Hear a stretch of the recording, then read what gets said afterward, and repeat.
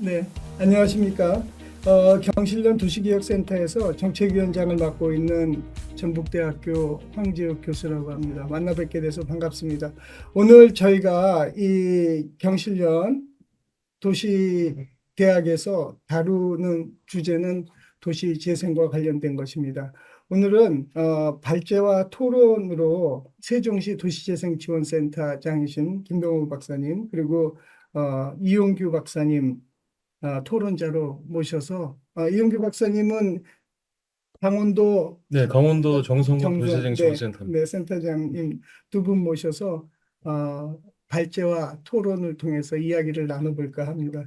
오늘 다루는 내용이 도시재생이 우리가 지금까지 무엇을 추구하고자 했었고, 그러나 과연 놓친 것은 무엇이었는가? 그래서 이런 것들을 어떻게 하면 다시 좀 회복해 나갈 수 있을까 하는 그런 고민의 차원에서 김동호 센터장님께 도시재생의 자유로운 주제를 가지시고 도시재생의 지속 가능한 방향은 무엇일까? 이 포스트 뉴딜에 대해서 같이 좀 이야기를 한번 좀 전해 주십사 하는 마음으로 발제를 부탁드렸습니다. 그래서 이 시간 이후로는 발제로 넘기고요.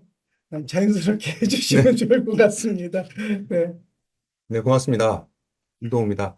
먼저 양해 말씀드릴게요. 저희 세종시 도시재생 광역센터가 작년 말로 스톱을 하고 3월이나 4월쯤에 다시 재정비해서 다시 시작하는 것으로 해서 지금 현재 이 자료는 저희가 어, 우리 도시재생대학을 작년부터 준비를 하셨잖아요. 네. 그래서 작년에 요청을 받아서 제가 현직에 있을 때 만든 거기 때문에 자료가 PDF로 해놨는데 세종시 도시재생지원센터장으로 나갔습니다. 사실은 공석입니다. 네, 네. 알겠습니다. 이렇게 양해 말씀드리고요. 시작하도록 하겠습니다. 먼저 과거부터 현재까지의 도시재생을 한번 살펴봤어요. 중점적으로 여기 계신 교수님들과 이영희 박사님도 함께 하셨지만 우리가 도시재생을 계속 진행을 해왔는데 과연 도시 문제 해결에 최적의 대안으로서의 도시재생을 진행해왔는가 하는 고민이 또는 후회 내지는 이런 부분이 하나 있고요. 또 하나 국가 차원에서의 도시재생 추진 기반은 안정적인가 이런 고민이 있습니다. 그리고 여전히 공모사업 중심의 한계를 아직까지도 내재하고 있다.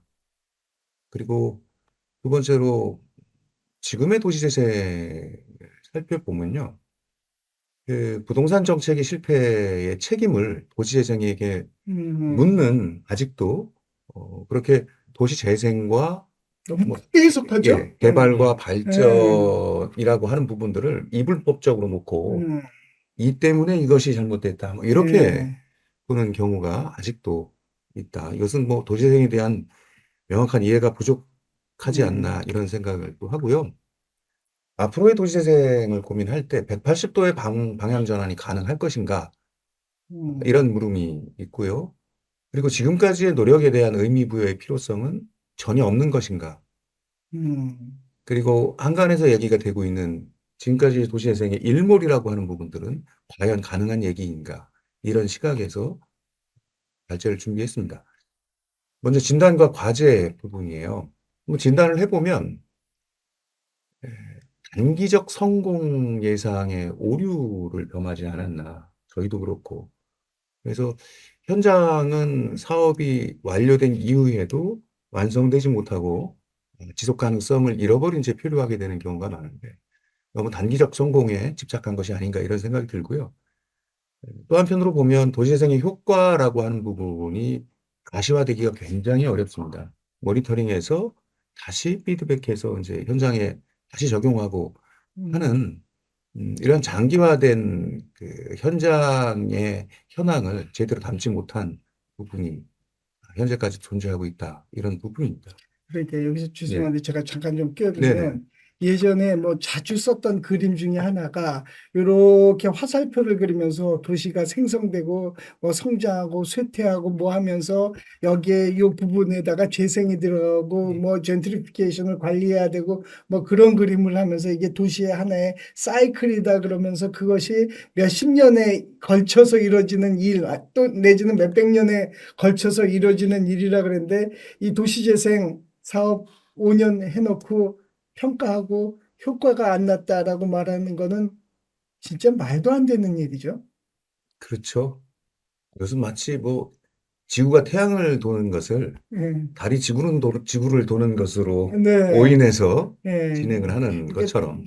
이 정책의 성과가 그 어떤 정권이 5년 있는 기간 내에 판단될 일이 아니라 영국에서도 사실 계속 조금씩 내용적 변경이 있었을 뿐이지 계속 오랫동안 지속됐었잖아요. 예, 그렇습니다. 근데 저는 또 이렇게 봅니다. 그러니까 평가는 뭐 반드시 돼야 되는 것이고요. 음, 단지 이 평가를 함에 있어서 저희 뭐 도시 현장에 있는 사람들은 다 느끼는 거지만은 처음에 이 뉴딜 사업에서 선정되는 과정에서도 뭐 좀 비전문가들이 뭐 참여하는 경우도 있고 또 해당 사업지를 전혀 이해하지 못하는 상태에서 그러니까 평가를 해가지고 선정된 경우도 있고요.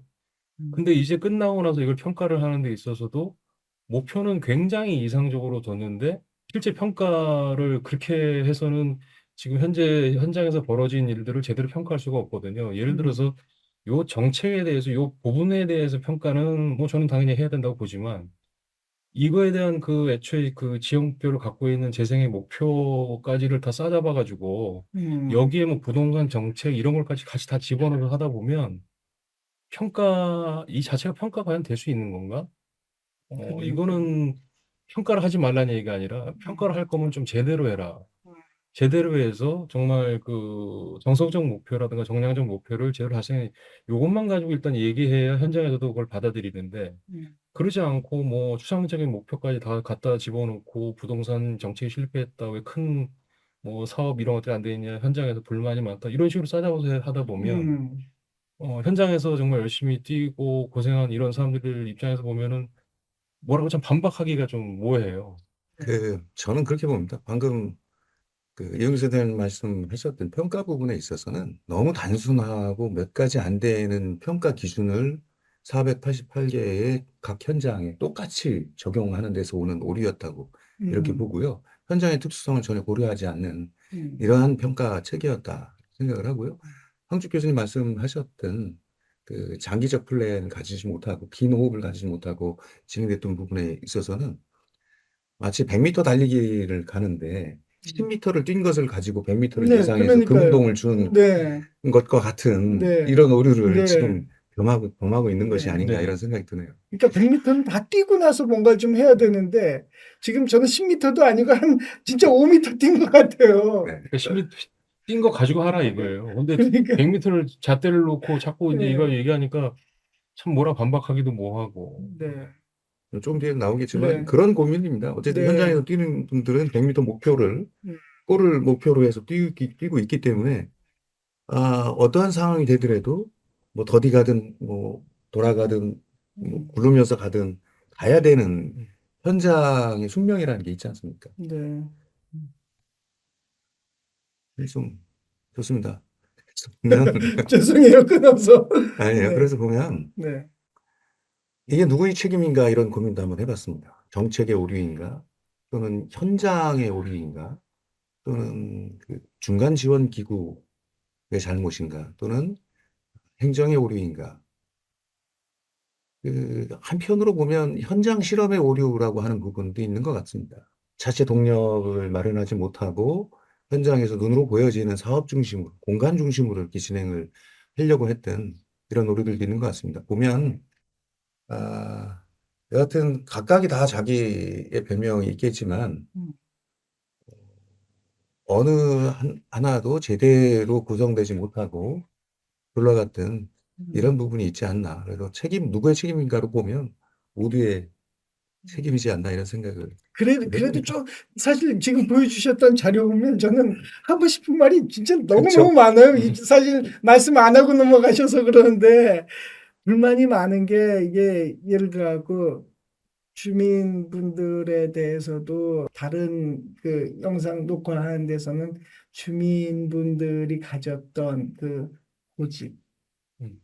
성숙하지 못한 자기만을 위한 이 돈이 들어온다는 그거에 대해서 그걸 마치 나를 위해서만 써야 되는 것처럼 행동하다가 깨지는 그 동네의 문제. 그것도 얘기했을 뿐만 아니라 행정이 힘들면 다 다른 데로 도망가 버리시는. 근데 센터에 있는 센터장을 비롯한 이 활동가들은 얼른 도망갈 데도 없어서 오히려 모든 책임을 다 지고 있어야만 되는. 그렇게 이런 이야기도 막 나오고 그랬는데 지금 말을 너무 아끼시는 것 같아요. 경험하신 게 그렇죠. 많은데. 뭐, 근데 그, 저는 이거 예. 보면 이거는 뭐 일반화 시킬 수는 없을 거예요. 음, 근데 제 경험을 보면 주민들이 재생에 대해, 그러니까 이 재생 사업에 대한 이해를 하고 예산을 어떻게 써야 되는가 하는 이런 것들을 그 도시재생이라는 거에 맞춰서 이거를 이제 이해하는데 3년 걸리더라고요. 다시 말해서 음, 아니 저 우리가 국비 땄으면은 바로바로 저거 해서 지역에서 뭐 음, 공간이 뭐 변화하고 뭐 이래야 되는 거 아니야? 음, 그럼 과거에는 그렇게 했을 수는 있겠죠. 음, 근데 재생 사업은 주민들이 이제 참여, 주도 이거를 이제 강조해서 그러니까 주민들에게 한번 예산의 편성권 한번 줘보는 거거든요. 음, 그러기 위해서 가장 먼저 쉬운 이제 공모 사업부터 그러면 시작을 해보자. 음, 그러니까 이제 공모 사업을 하다 보면 여러 가지 이제 문제점들이 많이 생기죠. 왜 저기는 돈을 왜 더 많이 주고 여긴 조금 주느냐. 저 사업은 뭐 재생 사업이 아닌데 왜 주느냐 시작해서 그래서 이제 쉽게 얘기하면 남의 돈, 그러니까 이 세금을 쓰는 연습을 하는 이게 어떻게 보면은 이 공모 사업의 시작이거든요. 음, 그래서 어쨌든 이 사업에 대한 이해와 예산을 쓰는 것들에 대해서 주민들이 이렇게 해서 지역이 바뀌는 거고 이렇게 해서 하나씩 하나씩 변화가 되는구나를 음. 몸으로 체득하는 게 저는 3년 넘게 걸렸어요. 음. 참고로 제가 오늘 모신 두 분은 우리나라에서 도시재생을 가장 성공적으로 하신 아니 그거 진짜 잘하신 분들입니다. 그래서 그걸 좀 참고로 해서 말씀드리는 겁니다.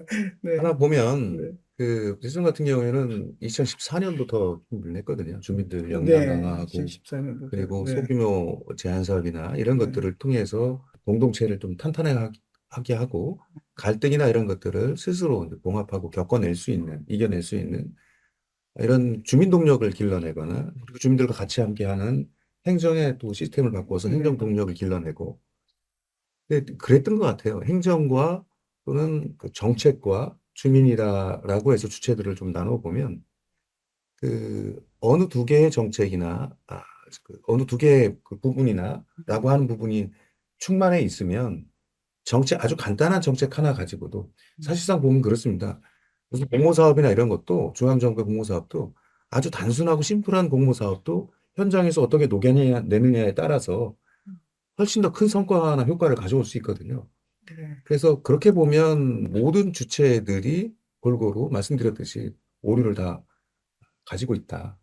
어느 하나도 도시재생을 이끌어가거나 또는 지원하고 밀어가거나 그 앞에서 뛰거나 하는 이런 동력들을 갖추지 못하고 진행을 했던 부분이 음. 크다라는 근데 생각이 김동호 들고요. 예. 센터장님, 제가 이제 제일 많이 들은 것은 세종 센터장을 하시면서 행정이랑 정말 밀접하게 같이 되게 잘 하셨다고 들었어요. 그러니까 행정도 김동호 센터장님을 그래도 꽤 다른 지역보다는 상대적으로 좀 훨씬 더 잘 지원해 줬고 그런 유기적인 관계를 또 김동호 센터장님도 상당히 노력을 해서 잘 가져갔다고 들었었는데 네. 그런 평가가 있다는 말은 결국 잘했다는 얘기거든요. 그러니까 어떻게 그렇게 하셨었는지 또 한번 좀 여쭤보고 싶어요. 다른 것이 네, 좀, 좋습니다. 네, 배워야 된다 한다면. 하도 많이 해서 제가 까먹었네요. 이게 뭐냐면 하도 뭐 이런 주제로 음, 말씀을 많이 드리고 이런 주제 때문에 또 외부에서 많이 오시고 했었는데 네. 처음에 세종은 그 시스템을 구축하는 데 음, 집중을 해서요. 처음엔 행정 시스템입니다. 행정 시스템. 음, 행정 체계를 만들고 예를 들어 도시재생과다라고 하면 뭐 한 25명의 공무원분들이 24시간 365일 도시재생만을 하는 음, 그렇게 하도록 만들어놨습니다. 그래서 뭐 정책팀 그리고 문재인 정부 이후엔 도시재생 뉴딜팀도 하나 생겼고요. 네. 농촌재생팀, 문화재생팀, 경제기반재생팀 이렇게 다 해서 엮었군요. 네. 우리가 얘기하는 법에서 얘기하는 경제기반 재생이라는 것이 음, 무엇인가를 이해하고 그럼 우리 스스로 할 수 있는 경제기반이라는 건 무엇인가? 음, 아, 철도역으로 인해 철도와 기찻길로 대단히 기찻길로 인해서 양분됐던 두 개의 원도심을 지하차도나 이런 것으로 해서 음, 이어주는 그래서 음, 100년 만에 지하차도를 음, 잇거나 하는 이런 음, 작업들 이것은 재생을 위해서 꼭 필요한 사업이고 이것은 이제 법이든 정책이든 해서 경제 기반형이라고 음, 두는데 이런 것을 공모 사업이 아니다 할지라도 우리가 발굴을 해서 우리 지역의 재생을 위해서는 꼭 필요하다. 음, 이런 것을 하는 팀들이 경제 기반 팀들이에요. 이렇게 네. 묶어놓고 그래서 도시재생과를 도시재생을 계속 그 사업들을 생성해내고 그래서 음, 진행할 수 있는 이러한 싱크탱크로 만들어 놓은 거죠. 음, 그래서 예를 들면 세종에 지금까지 도시재생 뉴딜 5개 하고 있는데요. 네. 도시재생 사업 한 100억 단위 사업으로 보면 97개 정도를 하고 있습니다. 네. 도시재생 뉴딜 사업에만 집중하는 것이 아니라 그러니까 공모 사업에만 목숨을 거는 것이 아니라 지역 재생을 위해서 우리가 할 수 있는 모든 것들을 음, 장소 중심적으로 끌어다 놓는 거죠. 그래서 문화부 사업도 하는데요.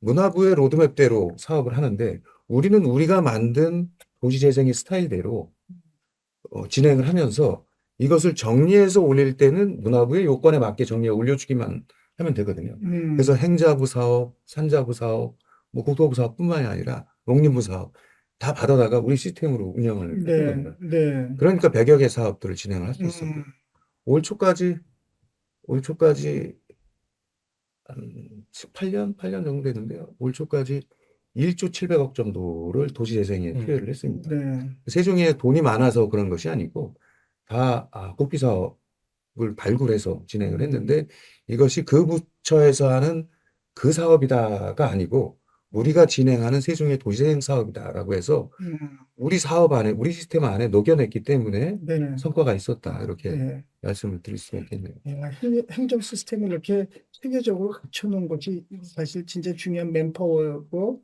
그것이 띵크탱크의 아주 중요한 그 요체가 된 거네요.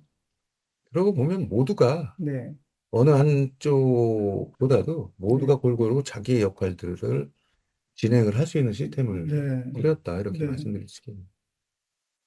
네, 또 보면 그러면 우리가 지금까지 한 것에 대해서 크게 보면 R&D까지 도시재생 R&D까지 보면 음, 언제부터죠? 네, 2006년부터 그렇죠. 본격적으로 도시재생의 이름으로 진행을 하고 R&D 8년 중에서 5년 진행하고 3년은 테스트베드로 전주 네. 그렇죠. 노성동하고 전주하고 창원이 지금 창원. 예전에 마산 지구죠. 마산이었죠. 네, 마산 노산동하고 오동동 창동 지역 네, 이렇게 해서 진행을 하고 13년에 법을 만들고 14년 말에 이제 공모사업 선도사업 진행을 선도사. 하고 네, 17년부터 뉴딜 사업 진행을 5년 동안 또 해왔는데 이것에 대한 성과는 무엇인가? 이것이 지금 정부가 얘기했듯이 잘못된 정책에 의한 잘못된 행보였는가? 이런 고민도 하게 됩니다.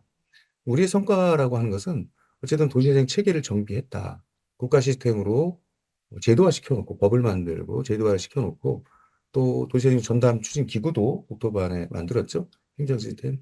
초기에 저는 이것은 이제 국토부가 아니라 범부처 사업이 가능한 음, 뭐 총리 직속이나 안 되면 그 지발이나 균발이 차원으로도 균발이 차원으로도 끝내야 된다라고 주장을 했었는데 결국에 이제 국토부로 갔긴 했지만 이런 추진 기구도 만들고 어, 최근에 허브가 진행을 하는 지원 기구도 또 만들었잖아요. 그다음에 또 하나의 성과 중에 하나가 거점 대학이라고 보는데요. 네, 지금 현재 6개 대학이죠. 그죠? 그렇죠. 서울권의 고려대 네. 그리고 이, 경기권 인천 이나, 경기의 네, 이나대, 인하대 네. 충청권의 충북대, 경북대, 그리고 부울경의 경성대, 그리고 호남의 광주대 이렇게 해서 만들어 놓고 중점적으로 인력들을 양성해내고 인력들 이런 부분도 뭐 성과라고 하는데 이게 이제 국가 시스템의 성과로 볼 수 있고요. 현장 시스템은 광역 기초 현장의 거점 센터들을 중앙 지원 기구를 만들어 놓고 확고히 하는 이런 작업들 진행을 했다. 하고 요것에 따라서 전담 부서를 정비해서 지금은 몇 개가 명칭을 바꾼 것도 있지만 대부분의 지자체가 도시재생과라고 하는 전담 부서를 또 만들게 해서 체계적으로 도시재생을 진행하게 한 이런 성과가 충분히 있다 이런 네. 생각을 하고요. 그러면서 시범 사업이나 마중물 사업을 시작했죠. 2014년 1월부터 시작했던 선도 사업이 있었고 17년 12월부터 했던 뉴딜 사업도 있었고요. 또 여기에 그 도시재생 뉴딜의 성과 중에 하나로 저는 이렇게 봅니다. 지원 금융을 개발해서 적용했다. 물론 대부분이 이제 지자체를 지원해 주는데 좀 지긴 했지만 그래도 민간 쪽에서도 이 도시재생에서 허브의 금융을 그런 프로그램들을 그런 상품들을 활용해서 자체적인 개인도 도시재생을 할 수 있다. 뭐 이런 모델들을 좀 보여준 이런 것이 성과가 아닌가 이렇게 생각을 합니다. 그 끝에도 다만 마중물로서의 역할이 좀 부족하지 않았나 이런 생각도 들면서요. 뭐 이런 성과가 제가 생각하는 지금까지의 도시재생의 성과다 이렇게 생각을 하는데 어떻게 제가 교수님께서는 어떻게 생각하세요? 저희 거꾸로 제가 거꾸로 여쭤보시면 제가 이제 궁금한 게 몇 가지가 있어요. 네네. 지금 이제 성과 이야기 하시면서 이제 우리 김동호 센터장님한테 참 감명 깊게 들었던 발제 자료가 우리가 거쳐둔 가장 큰 성과 중에 하나가 어떤 결과물보다도 현장에서 활동할 수 있는 전국에 그렇게 많은 수많은 도시재생 활동가들을 양성해냈고 그들의 역량을 강화시킨 거다. 근데 그들이 갑자기 지금 역할이 없어지는 이런 위기 상황에 빠졌다 하는 얘기를 들었을 때, 제가 일부러 시골 조그만 도시에 가서 센터장을 했었고, 그 하게 된 계기가 우리 센터장님 네. 강원도 정선으로 고향인지 아닌지 모르겠지만 가신 거가 저한테는 참 어떻게 보면 되게 그래. 이 공부한 사람들은 큰 데 있지 말고 현장에 들어가 봐야 돼. 위에 올라가려고 그러지 말고 현장에 들어가 봐야 돼. 그런 생각을 되게 많이 하게 했던 거였었는데 그런 면에서 참 그게 큰 성과였다 저는 그렇게 느꼈었어요. 발제하시는 거 들으면서도 예전에. 또 하나 그런데 어, 지금 방금 전에도 뭐 마중물의 역할이 좀 부족하지 않았나 이런 얘기를 하셨는데 지원하는 금융이나 뭐 지원액이 지금 우리가 중간에 도시재생을 한번 하다가 또 학술적으로 되게 심각하게 논의했던 것 중에 몇 가지가 있는데 거기서 딱 나왔던 얘기가 예전에는 이제 민간이 너무 이렇게 개발 사업 위주로 가니까 이 자기의 이익 창출 요거에 목적을 뒀었잖아요. 모든 개발 사업은 이거를 배제시키자 해서 이제 도시재생에서는 공공의 자금을 갖고 이 민간이 참여하지 않는 곳들을 중심으로 해서 좀 도와주자. 이렇게 해서 여길 좀 살려내자 하는데 거기 마중물이라는 예산을 썼었는데 이게 큰 효과가 없다 그러니까 그 다음에는 이제 논의하는 과정에서 학술적으로는 그럼 다시 민간이 도시재생에 들어올 수 있게 좀 해보자라고 그런 이야기가 한때 있었어요. 근데 민간이 들어왔다는 거를 한 번도 저는 들어본 적이 없어요, 사실. 그러니까 지방에서 담장 마을 만들기 뭐 담장 고치기 하는데 거기에 이제 기업이 들어오는 게 아니라 작은 고쳐주는 회사, 동네 회사만 들어온 아니면 뭐 협동조합 뭐 이런 거 만들어서 하는 것만 있었지. 근데 사실 큰 기업이 들어와서 뭘 하면 눈에 확 보이는 변화가 있었잖아요.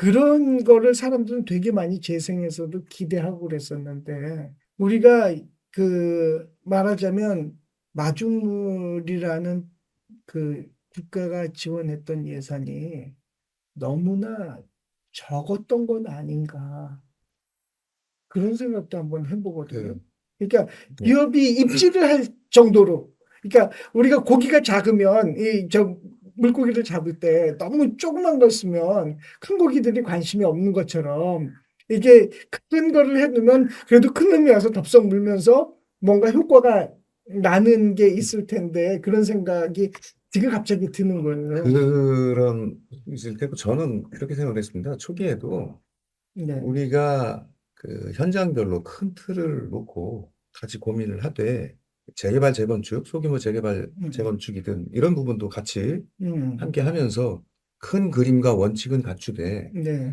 그 블록 단위 개발 사업 같은 경우에는 민간이 당연히 들어올 수밖에 없죠. 네, 행정에서 하기는 굉장히 힘드니까. 오히려 그것은 행정의 역할보다 민간의 역할이 훨씬 더 클 수 있어요. 네, 민간의 노하우가 더 나을 수 있고.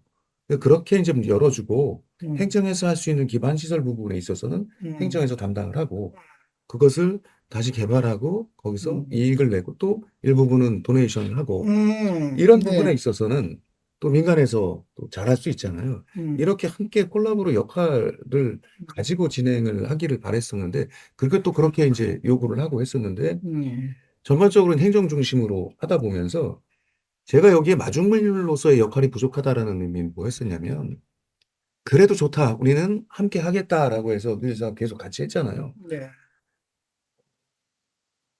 그 정책에서도 마중물이라고 얘기를 하는데, 결코 이게 마중물이 되지 않고, 도시행 사업의 100%로 인식하고 있는 거예요.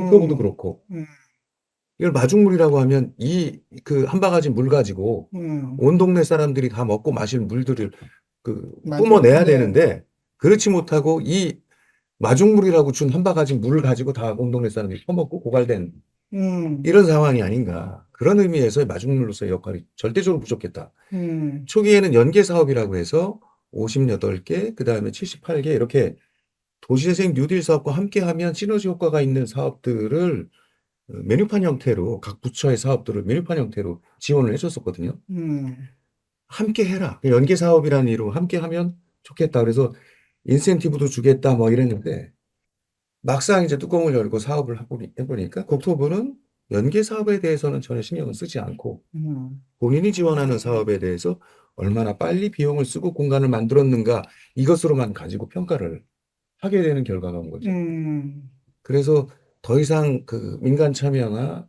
말씀 얘기했던 마중물로서의 역할을 하지 못하고 음, 도시재생 뉴딜 사업이 그 지역의 도시재생 사업의 시작이 될 수는 있어도 결코 마지막이 돼서는 안 되는데 이제 마지막이 되고 있는 이런 상황이 아닌가 네, 이런 생각이 드네요. 저는 뭐 요 대목에서 제가 지금 뭐 지원 금융까지 다 얘기할 수 있는 상황은 아닌데 우리 김동호 센터장 얘기에 이제 몇 가지 좀 첨언이라면 첨언인데요. 일단 민간 사업자 같은 경우는 일단 이런 게 있어요. 그러니까 주도권을 주지 못했다. 그러니까 주도권을 주지 않는 한 이 사람들이 들어오지 않는다.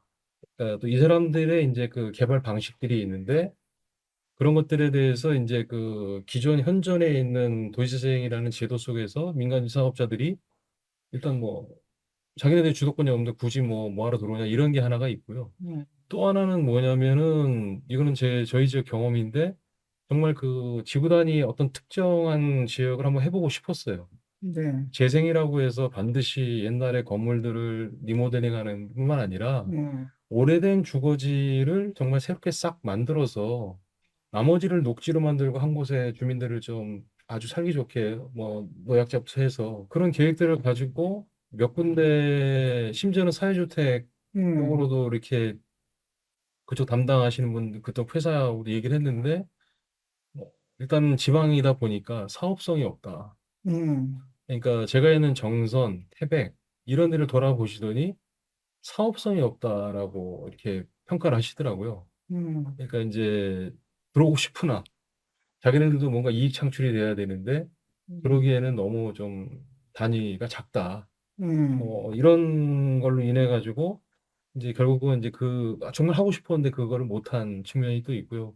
마지막으로는 이 뉴딜 사업에 대해서 제가 국토부 관계자를 만나보면 어떤 담당 과장은 뉴딜 사업이야말로 마중물이다, 이게.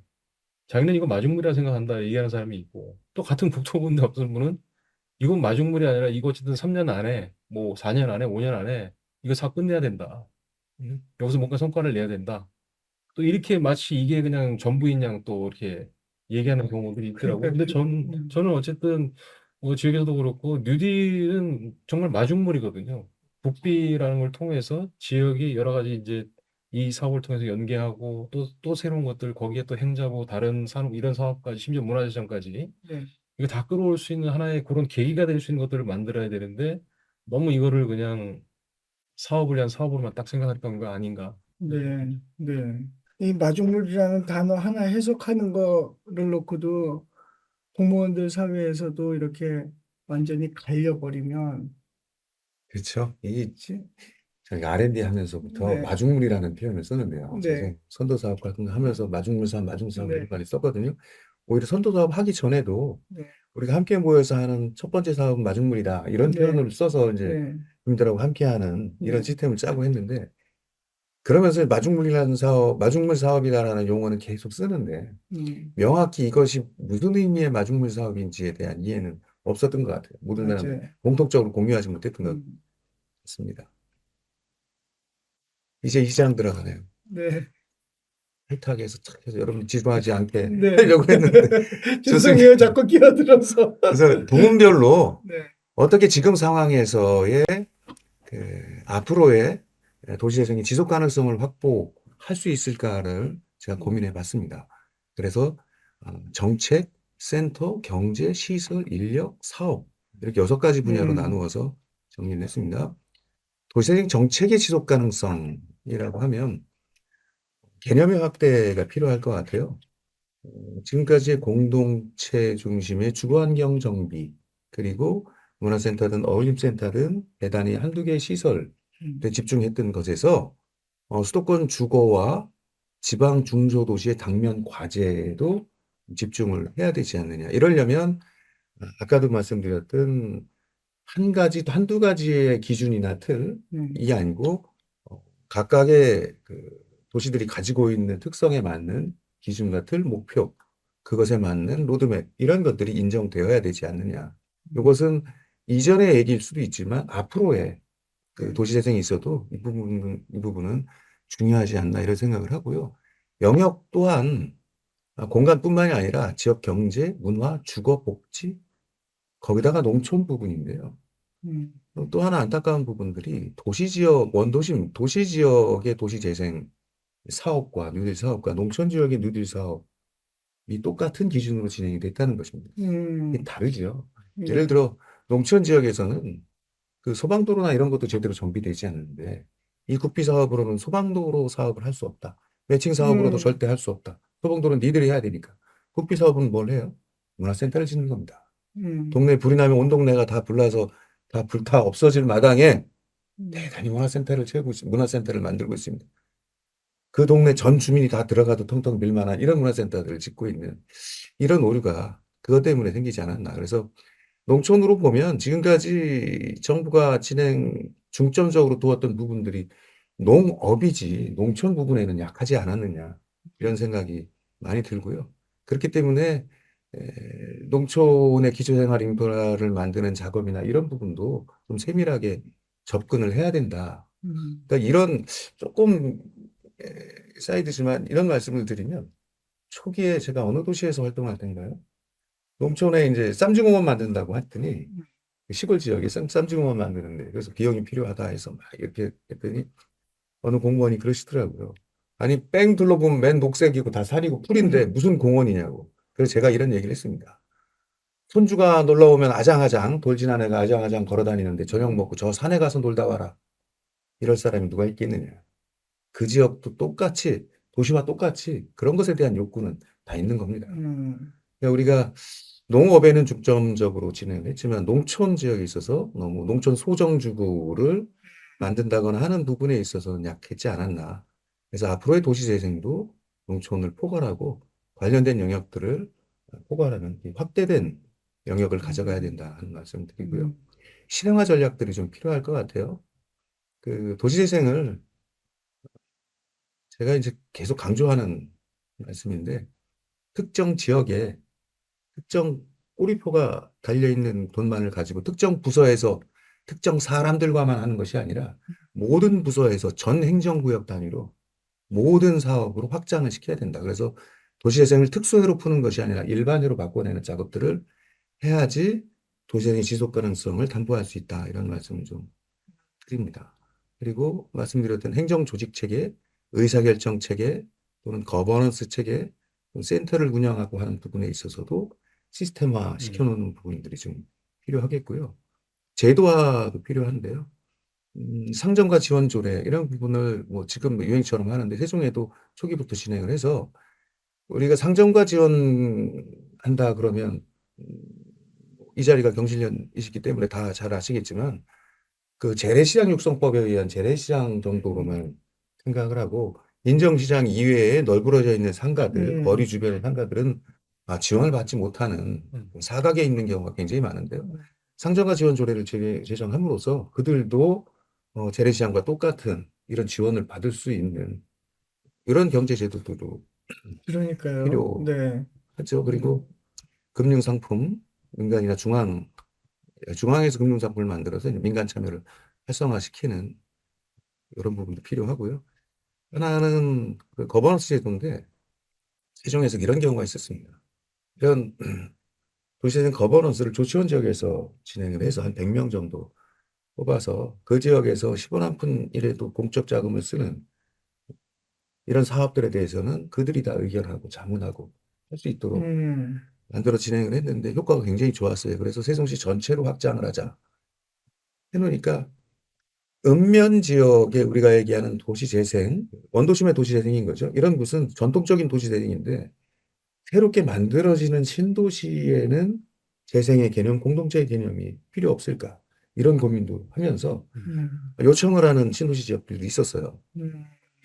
그래서 세종시 행정구역 단위 전체로 일반화시키려면 어떻게 해야 되겠는가? 그래서 우리가 만든 활성화 지역이나 또는 도시재생 특별법에 의한 활성화 지역은 도시재생 사업은 활성화 지역에만 국한돼 있고 활성화 지역은 쇠퇴 지역에만 활성화 지역을 선정할 수 있게 돼 있잖아요. 그래서 이 도시재생 특별법 가지고 전 도시를 다 아우르기는 힘들다. 그래서 거버넌스 부분에 있어서는 노무현 정부 때 만들었죠. 균형발전 특별법에 의한 균형발전 조례를 개정해서 도시재생 거버넌스를 읍면 동 단위로 지금 새롭게 갓 만든 지 1, 2년도 안 되는 신도시에서도 도시재생이라는 것을 고민할 수 있고 물론 도시재생의 항목이 다릅니다. 목표가 다르고 네. 어떻게 새롭게 만들어진 이 깔끔한 도시를 우리가 사람 살고 아이들 웃음소리가 나는 행복한 도시로 유지 관리할 것인가가 그 거버넌스에서는 목표인 것이죠. 뭐 이런 거버넌스 제도가 운영될 수 있도록 제도화가 필요하겠다 이런 말씀 드리고요.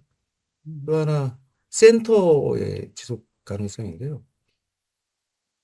형태나 명칭 굉장한 고민들이 많이 있었습니다. 위탁, 공공이나 민간에서 위탁을 하고 있죠. 직영하고 있고 재단법인도 세고 정되고요. 공사에서 위탁을 하는 경우도 굉장히 많아요. 다 그 지역 특성에 맞춰서 모든 부분이 다 가능하다고 저는 생각을 하고요. 하나는 역할 부분에 있어서 현장 인력을 단계적으로 포괄하고 도시재생 시설을 관리, 인력의 지속 가능성 또는 시설의 관리, 경제 활성화를 큰 꼭지로 놓고 진행을 하되 수익 사업이 가능하도록 독립 법인격을 좀 갖춰야 되지 않을까. 그럼 센터가 마치 이런 것도 되겠네요. 그 센터 자체가 협동조합이나 그렇죠. 네. 네. 그런 기업, 그 뭐죠? 마을 기업처럼 완전 CRC 네. 그래서 세종의 한 현장은 그 지역에서 우리가 길러낸 활동가들과 그 지역에서 길러낸 추진협의회 지속적으로 활동을 했었죠. 추진협의회가 센터 도시재생 뉴딜이 있기 전부터 공동체를 길러내고 또 그들이 이제 사회적 경제 조직을 만들어서 운영을 했었어요. 지역으로 도네이션 하는 작업들도. 그 도시재생 사업이 선정이 되니까 현장센터를 만들어야 되잖아요. 이들이 경쟁해서 현장센터를 맡습니다. 주민들이 만든 네. 거버넌스에서 또는 주민들이 만든 사회적 협동조합에서 현장센터를 맡아서 운영을 하는 거죠. 이런 부분도 보다 적극적으로 저희가 좀 확장시켜야 되지 않을까 이런 생각이 들고요. R&D 하면서 시범사업 했던 창원에서는 창원 원도심에 그 불종로에 있었던 곳이라고 기억하는데 한 300면 정도의 주차장을 대단히 주차장을 만드는데 이 주차장을 센터에 위탁을 주고 센터에서 관리하도록 했어요. 거기서 나오는 수익을 가지고 자체적으로 소규모 제한 사업을 한다거나 역량 강화 사업을 한다거나 이렇게 할 수 네. 있도록 그래서 아, 좋네요. 이거 진짜 괜찮은 그렇죠. 아이디어네요. 이게 순환이 가능하도록 만들어 네. 놓았어요. 그래서 수익 사업이 가능하도록 센터도 좀 네. 역할을 열어놔야 되지 않을까 이런 생각 해보고요.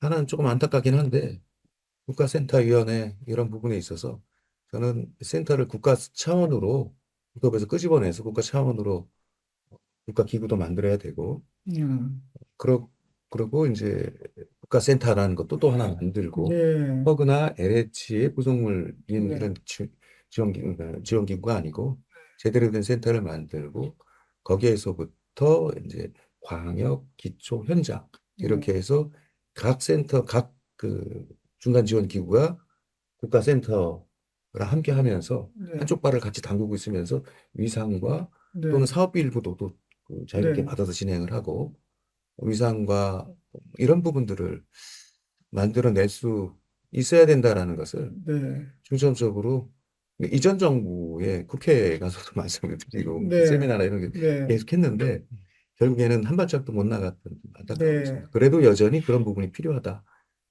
이런 말씀을 드리고요. 이런 사업들을 한번 해봤습니다. 도시재생 신타공부센터라는 것을 예전 청주에서 좀 실험을 했었는데요.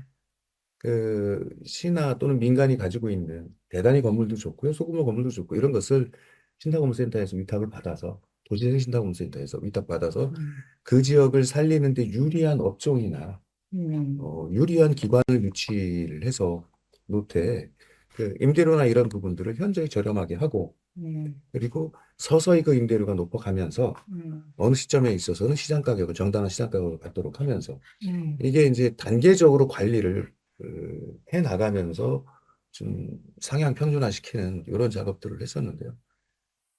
그 지금 청주 문화재조창이라고 해서 초기에 네. 경제기반형 진행을 했었죠.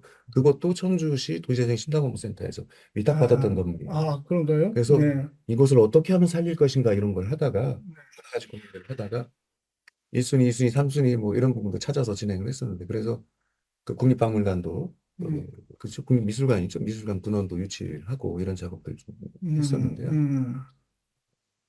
그렇게 센터의 역할이라고 하는 부분들을 좀 포괄적으로 어, 지역 특성에 맞게 진행을 할 수 있도록 해야 되지 않느냐 이런 생각이 듭니다.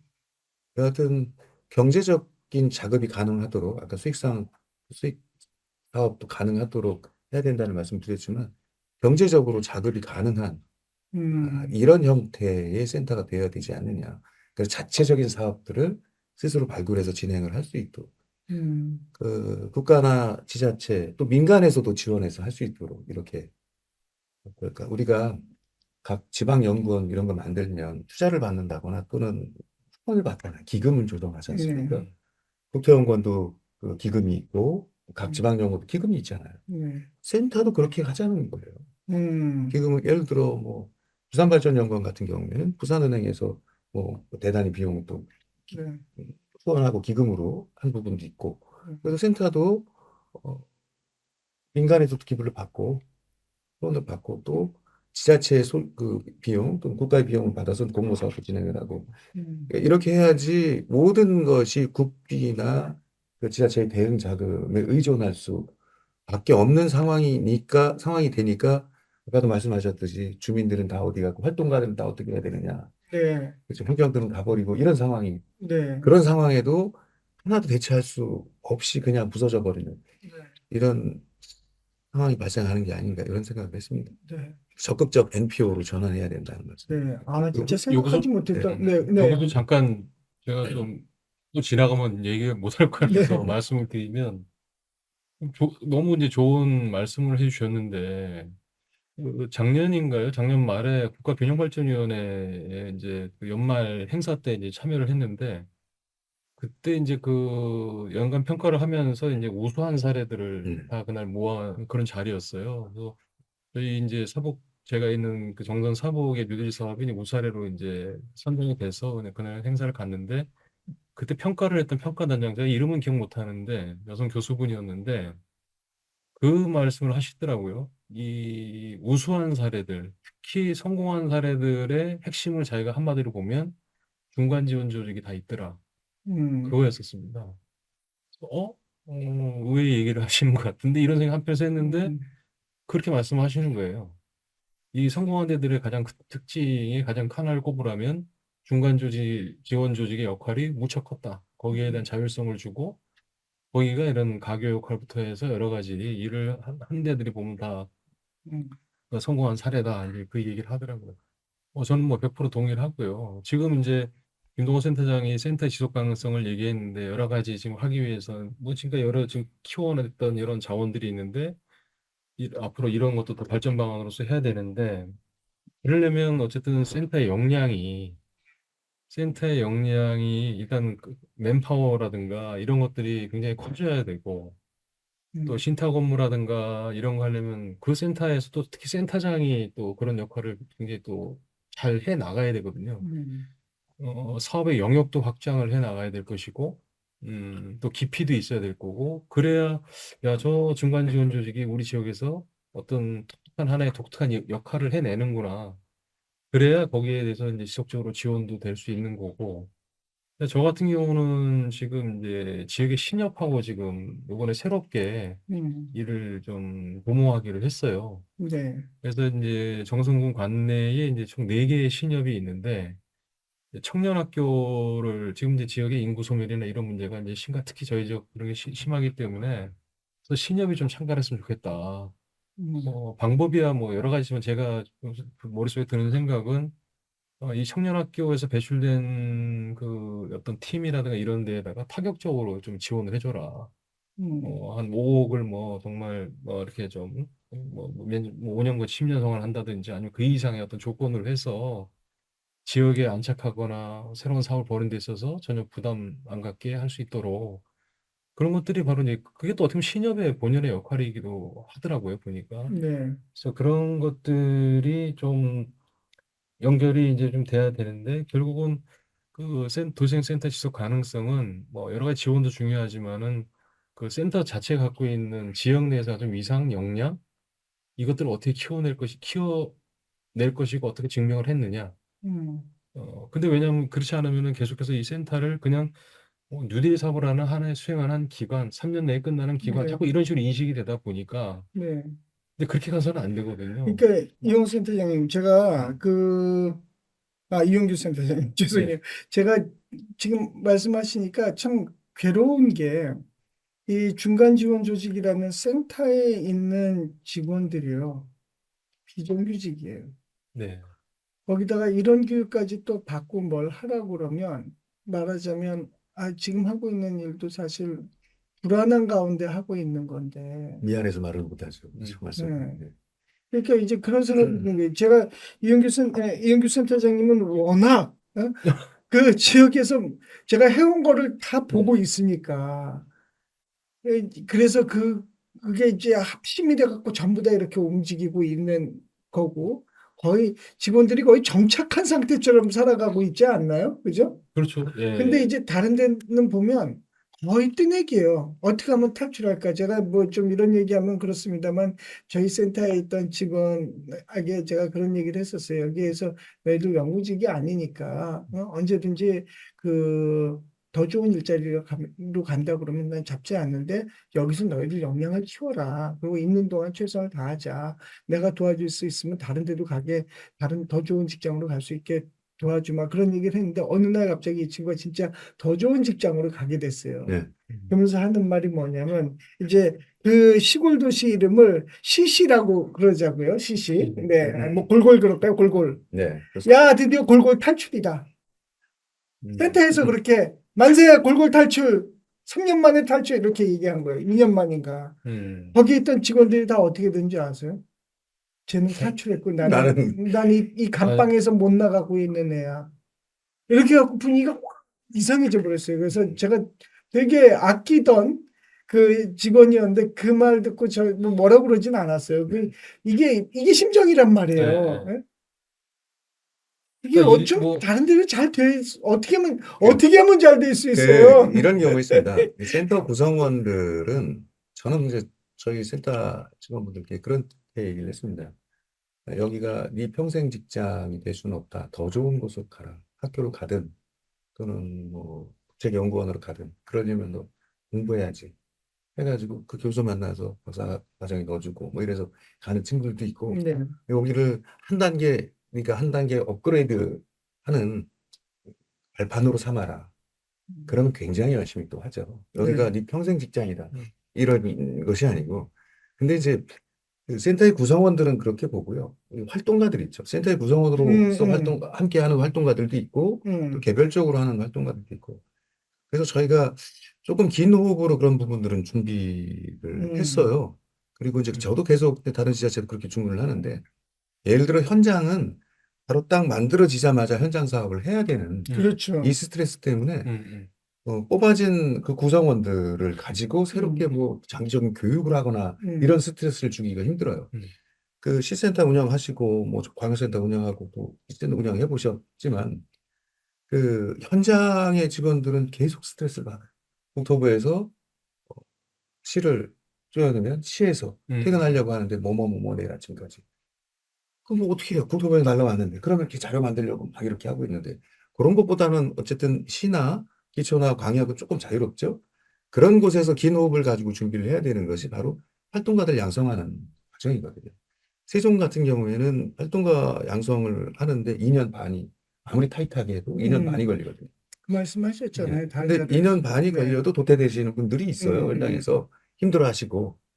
그러니까 그 이미 구성원이 되어서 내가 무슨 일을 해야지라고 했을 때 그때부터 새롭게 사람을 만들어낸다기보다는 그 전에 이제 전차 작업으로 해서 사람들을 만들어 놓고 그 사람들을 가지고 이제 현장을 만든다거나 사업을 진행한다거나 이렇게 가야 되지 않을까 하는 생각이 들고요. 그 활동가들은 그 지역에서 삶을 영위하는 주민들이잖아요, 거기다가.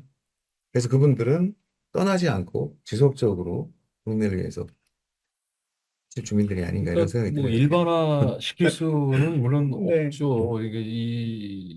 그러니까 중간 지원 조직이 저는 이제 이렇게 됐으면 좋겠어요. 그러니까 그 별도의 사업비가 있었으면 좋겠어요. 그러니까 짜여진 사업비 외에 네. 별도의 사업비가 좀 있어서 그 사업비를 가지고 좀 창의적인 새로운 사업들을 발굴할 수 있도록 네. 저희 같은 경우 숨통이 이제 그렇게 해서 좀 튀어진 거거든요. 그러니까 뉴딜 사업 같은 경우는 저희 센터에서 차지하는 피 포션이 한 30% 정도밖에 안 돼요. 나머지는 자체 사업비를 가지고 이것도 한번 해보고 이것도 한번 해보고 뭐 우리 지자체와 상의해서 우리 지자체가 이런 게 지금 고민인데 내년도에 이런 것들을 센터가 시범적으로 한번 해보는 게 어떨까? 왜냐면 지자체는 어떻게 보면 큰 항공모함 같기 때문에 움직이기가 어렵거든요. 근데 센터는 이런 것도 해볼 수 있고 이런 것도 해볼 수 있고 시범 사업을 해서 그래서 실패하면은 이거 하면 안 될 것 같습니다. 얘기할 수 있고 우리 군에 안 맞습니다. 이럴 수도 있고 어떤 거 해봤더니 이거 했더니 굉장히 호응이 좋은데 한번 군에서도 이거를 정책화 시켜보시죠. 근데 이렇게 해서 그러면 이제 저 센터가 쓸모가 있구나. 군에 도움이 되는구나 지자체에. 근데 그런 것도 하나도 안 해주고 오로지 짜여진 것만 딱 해서 요거 내에서 하라 그러면 맞아요. 직원들도 힘들고 비전이 없고 요즘 세상에 어떤 직원이 평생 직장을 아무도 없잖아요. 누가 평생 직장을 생각을 해요. 그러니까 이 친구들도 역량을 키우려면 예를 들어서 외부의 새로운 요즘 뭐 챗 GPT인가요? 네, 예, 요즘 막 새로 등장을 그러고 했잖아요. 있잖아요. 예. 뭐라고요? 챗 GPT라고 그래가지고 요즘 뭐 새롭게 구글을 뛰어넘는 뭐 정말 바로 이제 입력하면 거기에 논문이 하나 나올 정도로 뭐 시도 쓰고 소설도 쓰고 하는 그러니까 그런 것들을 뭐 제가 그걸 가지고 뭐 우리 직원 역량 강화에 쓰겠다는 게 아니라 그런 시대의 흐름이나 이런 것들을 직원 역량 강화 프로그램으로 직원들을 힘들게 하라는 게 아니라 우리가 뭐 같이 그래서 현장도 같이 와서 좀 같이 좀 공부 좀 하자. 음, 세상 돌아가는 거 리드는 못해도 따라는 가야 될 거 아니냐. 그러면 이제 공무원들을 그때 같이 부르고 또 관심 있는 주민들도 오세요. 그러다 보면은 단순히 그냥 직원 역량 강화 교육이지만 뭐한 3, 40명씩 모이면 굉장히 여러 사람들이 이제 공유도 하고 그래서 그런 것들을 좀 이제 중간 지원 조직이 발굴하고 하는 게 저는 그래서 그 역할이라 보면 생각을 해요. 지역에서의 그 발전 방안을 공사라고 해놨잖아요. 음, 이게 도시재생 공사입니다. 음, 지역 공사가 아니고 음, 도시재생 공사를 만들자고 하는 겁니다. 그래서 공사는 자기가 먹고 살죠. 그 재단법인은 100% 출연을 해줘야 되잖아요. 음, 그렇죠? 뭐 보조금 받기도 조금 하지만 계속 비용을 쏟아주는데 공사로 해야지 현장에서 역할과 돈을 버는 일, 공공적인 역할들, 이런 역할들을 맡아서 하죠. 음, 그래서 우리도 영국이나 이런 데처럼 지역에서도 그 지역 도시재생 공사 이런 부분들 지자체에서는 10%만 그 비용을 할애해도 돼요. 음, 그래도 공사가 될 수 있거든요. 그래서 운영의 자율성도 확보하고 현장도 포괄할 수 있고 수익 사업, 음. 도네이션 이런 부분도 자유롭게 음, 그 센터 자체적으로 진행을 할 수 있는 거죠. 그렇군요. 음. 이제 경제네요. 도시의 경제 지속 가능성. 아까도 말씀하셨죠. 전문 인력들 필요하다. 그겁니다. 경제를 지원할 그 경제 주체의 필요성들이 대두되고 있는데 기업의 전문 인력들이 필요하다. 어느 현장에도 기업 전문 인력은 없습니다. 그러니까요. 추진협의회 센터도 똑같이요. 그렇죠? 심지어는 뭐 사회적 경제를 중점적으로 하는 이런 기관이나 연구원이나 이런 곳에서도 기업 전문가는 없는 겁니다. 그래서 우리가 하는 이런 CRC 사업이나 이런 것들이 어떻게 사업 계획서를 작성하고 사업성을 평가를 해보고 어떻게 그 사업이 진행되는 동안 모니터링해서 다시 갈 수 있는가 또 어떻게 투자자들을 모집하는지 이런 것에 대해서 누군가는 전문적인 역할을 가지고 이제 진행을 해야 되는데 그러지 못했다. 그래서 우리 현장에도 기업 전문 인력이 필요하다라는 말씀을 드리고요. 시범 및 모델 사업도 이제 지속적으로 진행을 하는데 로컬 크리에이션 요즘 다시 이제 로컬 크리에이션 한다고 하는데 아직은 실체가 명확히 어떤 형태로 공모형 형태도 나올 텐데 진행을 할지는 아닌 것 같습니다. 3월이나 4월쯤에 나온다고 했던 것 같은데요. 음. 로컬과 청년을 잇는 작업도 그리고 농촌과 원도심 도심 정비 사업, 그 도시 정비 사업. 국토부에서 나온 얘기인가요? 로컬 크리에이트 저 로컬 공사가? 크리에이티브가 지금 사실 그 약간 행자부하고 행자부에서 진행하는 게 중소기업 예, 있어요. 예. 그러다가 재생의 다른 모델 중에 하나가 이제 제시되긴 했었어요. 로컬 크리에이션 해가지고. 근데 아직은 뭐, 음, 저기 뭐 공약이나 이런 부분에 공약지만 공약하고 그 위에 재생 이렇게 하겠다라고 해서 했을 때 좀 나왔던 부분이 있는데 아직은 어떤 형태로 해서 현장이 뿌려질지 일체는 없는데 제가 말씀드리는 건 어쨌든 국가 공모 사업도 공모 사업이지만 우리도 그런 부분에 로컬 크리에이션이라고 하는 부분에도 생각을 두고 좀 진행을 하자라는 부분이고요. 농촌 정비나 원도심 정비, 소규모 정비 사업 이런 부분도 충분히 참여해서 할 수 있고요. 음, 우리가 기획을 해서 할 수 있고요. 네. 모든 것을 기업에게만 맡기거나 모든 것을 행정에게만 맡기거나 이러니까 지금 이렇게 힘든 상황이고요. 어차피 기초생활 인프라는 해줘야 될 거 아니에요? 네, 지자체는 상하수도도 만들어줘야 네. 되고 또 전기 깔아줘야 되고, 예. 도시가스 안 들어오는데 도시가스 해줘야 되는데 그런 부분에 있어서 거기선 그런 역할을 하고 음, 한쪽에서는 깔끔하게 농촌 정비하는 사업들을 민간에서 맡아서 진행을 하고 네. 이렇게 해주면 훨씬 더 시너지 효과가 있지 않을까. 음, 그다음에 대기업하고 공기업들 함께 참여하는 부분도 있죠. 지금 여러 가지 기관도 있고요. 기업 공기업도 있잖아요. 음, 이런 부분에 있어서도 이게 그 비슷하긴 한데 도시재생이라고 하는 이런 개념을 좀 집어넣어서 자체 사업들을 좀 각색하고 개발해서 진행을 해야 되지 않느냐 이런 말씀을 드리고요. 산업으로서의 도시재생 경제를 좀 확대를 해보자. 이것이 공간 채우는데 주민들이 뭔가를 만들고 카페 운영하고 하는 이런 것을 도시재생 경제로 인식하지 말고 산업으로서의 도시재생 경제도 한번 음, 해봐야 된다 하고요. 민간기업 투자 참여 기회 확대, 아까도 말씀하셨잖아요. 하나는 이제 배당률 부분인데요. 투자 참여, 배당률 부분 좀 상향시켜서 많은 사람들이 좀 참여할 수 있게 해야 되지 않느냐. 예를 들어 한국의 기업에 예를 들어 주식 배당률 하면 얼마인지 아십니까? 20% 정도 됩니다. 음. 미국의 기업들 80%. 음. 그러니까 이 주가가 올라가서 돈을 버는 게 아니라 주식을 가지고 있으면 배당을 해주는 거예요. 그래서 이 주식을 계속 대물림을 하잖아요. 노키아나 뭐 이런 것처럼. 그래, 그러한 민간 기업들을 만들어내고 하지 않느냐, 해야 되지 않느냐. 이런 기업들도 배당률 상향시켜서 그 지역에 설령 내 집이 떨려 나간다 하더라도 그 기업의 주식을 할 수 있는 주식 주민들. 배당 제가 주식을 좀 가지고 있는데 보니까 기껏해야 2% 예. 그러니까요. 20% 미만이잖아요, 우리는. 정말 뭐 대단한 기업에서 뭐 10% 줬다 그래서 그거 가지고 있는 사람들은 막 만세 부르는데 저는 2% 받는 거 뭐 몇 주 가지고 있지도 않지만 그래서 어, 앞부분에 그 센터 부분에 있어서도 어쨌든 적극적인 NPO 음, 지금 깨더 모으는 부분도 있지만 네, 아주 분배를 효율적으로 하고 음, 효과적으로 하는 부분도 네, 요새 경제를 활성화시키는데 네, 될 것 같습니다. 시설의 지속 가능성 똑같은 얘기입니다. 경제, 문화, 커뮤니티, 복지, 주거를 우리가 도시재생 현장에서 다 하는데 음, 어느 한 분야에도 전문가가 없습니다. 그 센터 구성원들이 경제 전문가일까, 문화의 전문가일까, 커뮤니티의 전문가일까, 복지의 전문가일까, 주거의 전문가일까. 모든 것을 맛배기식으로 모든 것을 통달한다고 하는데 각각의 것들이 어떻게 가야 될지에 세밀한 로드맵을 짜지 못하잖아요.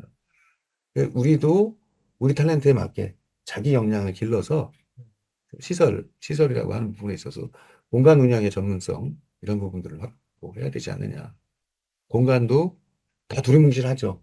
그래서 경제를 위한 공간이야 해놓으면 추진을 위해서 와서 뭐 하다가 이건 아닌 것 같아요. 그럼 갑자기 문화로 바꿔버려요. 음,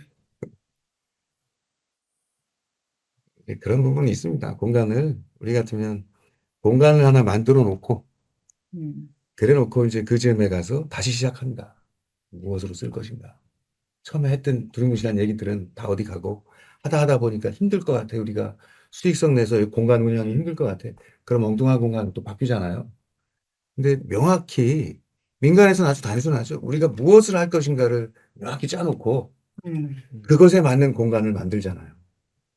음, 그다음에 이런 뭐 센터도 그렇고 주민도 그렇고 법인격을 확보해서 공간 위탁을 하고 광역 기초센터 같이 함께 하면서 주민들은 또 스텝으로서의 역할이 또 강화되고 이러면서 그러다 보니까 그 주민 지역에 자산화 시키는 공간을 종합자가 많이 들어가잖아요. 종합복지관, 종합. 예, 그렇죠. 그래서 이 공간들을 주민 자산화하는 음, 활동들이 필요하겠다라고 하는 것이고요. 참여 인력의 지속 가능성입니다. 좀 전에 말씀드렸듯이 참여 인력은 뭐 새 참여 인력, 센터 구성원, 지원 인력, 전문가나 기업들도 있을 테고요.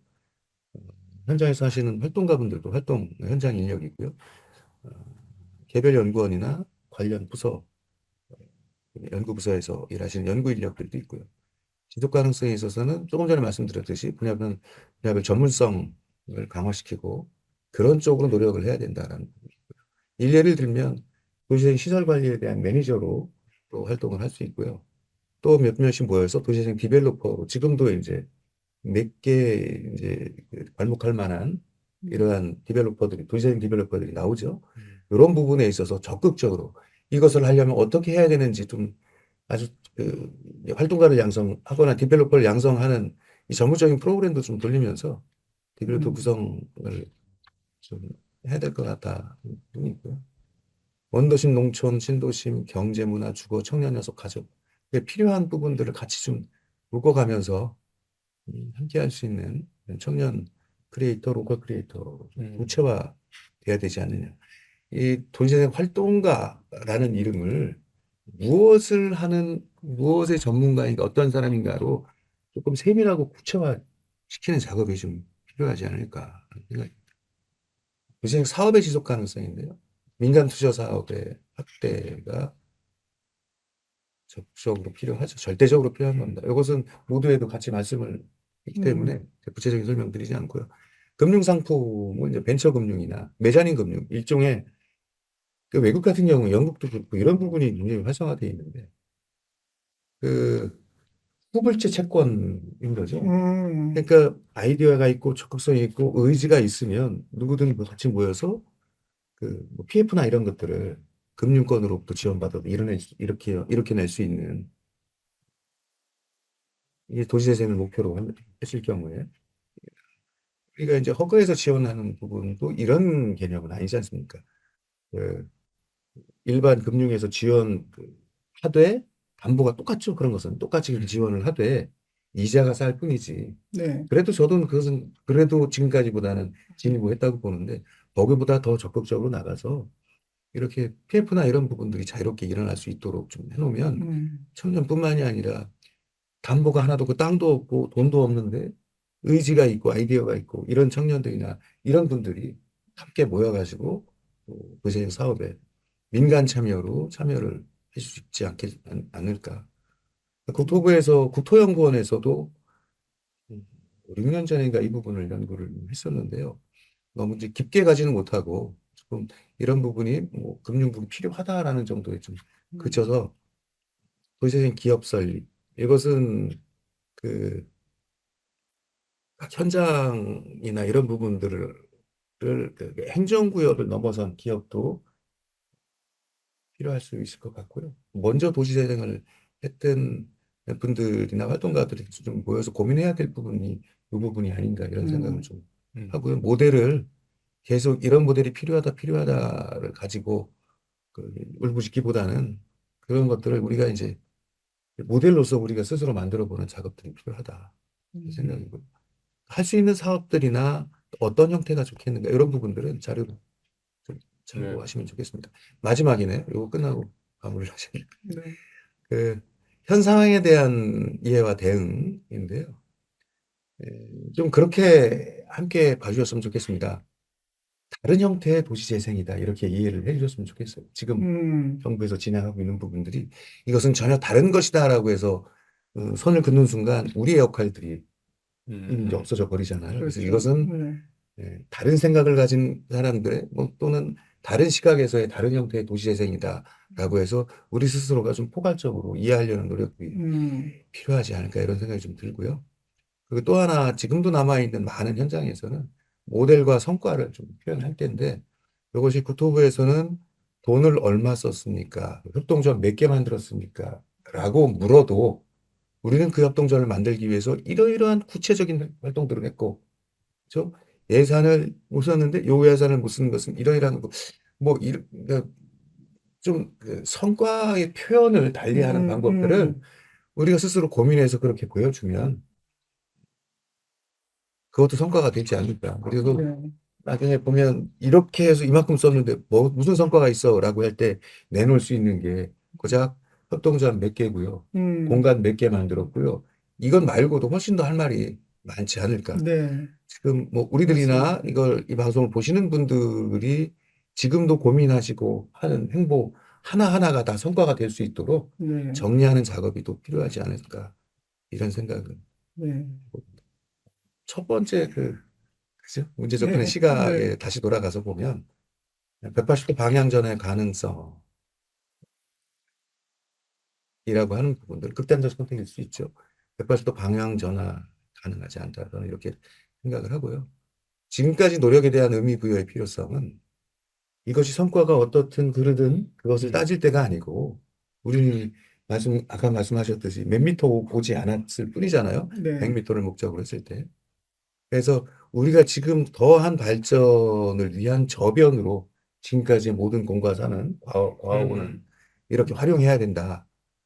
잘된 것은 잘된 것이고 또는 실패하거나 잘못된 부분들은 또는 더디가거나 했던 부분들은 그 나름대로의 의미를 부여해서 발전의 저변으로 활용해야 한다. 이런 생각을 가지고 있고요. 도시재생 일몰은 성립되지 않는다. 네. 도시가 있고 사람이 있고 네. 주민들이 있고 활동하는 활동가들이 함께 하는 한 네. 도시재생의 일몰이라는 단어는 네. 없다. 이런 네. 말씀을 표현이 드립니다. 잠깐 바뀌었을 뿐이지 그렇죠. 결코 사라질 수 음. 없다.